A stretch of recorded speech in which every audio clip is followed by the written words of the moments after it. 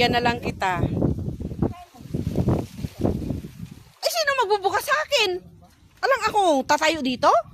Gusto mo ano ako dito? Samahan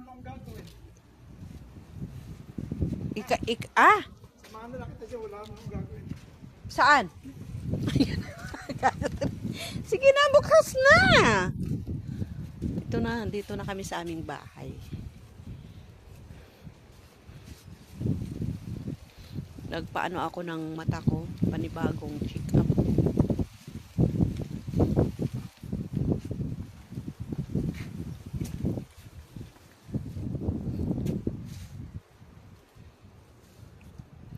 Ayan mga kapitbahay namin. No?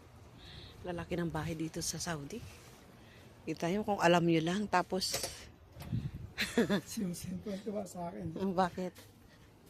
Inayos ko yung mga ilo sa loob. Mm. Susihan namin. Dito, kuha ka na dahon, oh. Mataas na kasi. Tapos nasihan namin, nalagyan ko ng spring. Automatic nagsasara. Oh, ang galing mo, kuya. Pero pag magsisihar ka, hindi mo mabubuksan. Ang galing mo. Kung gusto mo lang, kung papasok ka lang, hindi ka magtutulit, bubukas siya. Pero pag magtutulit ka, hindi siya. Kuya, dapat ito alagaan mo yung limon, oh. Dapat lagyan to ng ano eh. Ayan, oh, limon ko, oh, matangkad na, oh. Eh? Tanim ko pa to eh. Yan. Oo, yung limon. Yan. Pating balonggay, tanim ko yan. Hindi mawala. Pag umuwi ka, pakis natin ito lahat. Ayuri po. Tulungan kita Yung mangga. Oh, ang laki na ng mangga ko nga eh. Ano ko yan, tawag nito. Tanim mo pala yan? Eh, lupa ako to eh. Ala, maabot mo yan? Puputulin mo yung mga sanga. Para dito na sa tutubo sa baba. Dito ka dapat sa kabila, oh, marami. Yung mga dulo-dulo, ayun sa ulo mo, yan. Sa ulo mo, yan, oh. Dito ka banda, oh. Medyo mataba dito, eh. Hindi ka naman nagmamadali. Hihimayin ko na sa taas para pag Gagi, matagal lang, sobrang init-init, ay. isa-isahin ko. Sasakit na yung ulo ko sa init. Kasi, Init. yung katawan ko talaga naghahanap ng gulay. Wala akong naghahanap ng...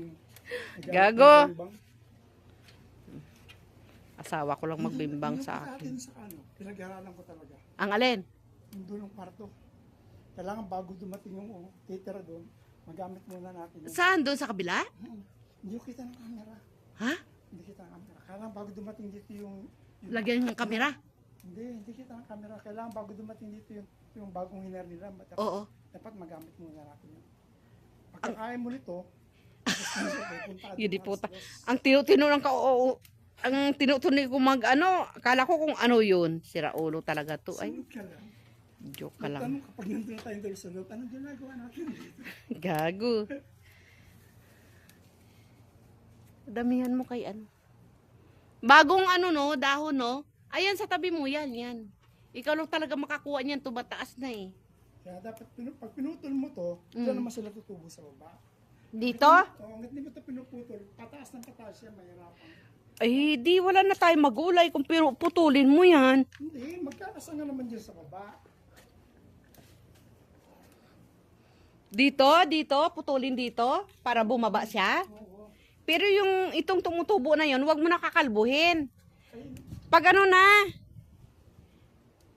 dapat iyan itabi na naman yan kasi wala na ito eh, pataas na ng pataas yan. O pag ano, pag taglamig na, putulin mo to para manibago naman siyang usbong.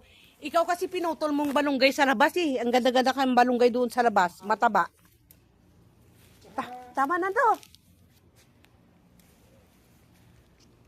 At sa bagay, ilagay ko lang sa rep. Kasi malugay, kumuha ka presko, mo nilalagay sa red. Ay, siyempre. Sira ng priyon to, tsaka Sige na, pag ano, putulin mo dito, tapos itanim mo yung iba niya, ang sa taas, i-ano mo, itanim mo naman sa paligid, para hindi tayo mawala ng gulay. yung pati tatanim sa malapit sa pintuan ng kusina para hindi na kayo lalayo. O, sige na kuya, tama na. Sige na, uwi na ako. Bahala ka na dyan. O, bibigyan kita ng gulay, huwag ka mag-alala.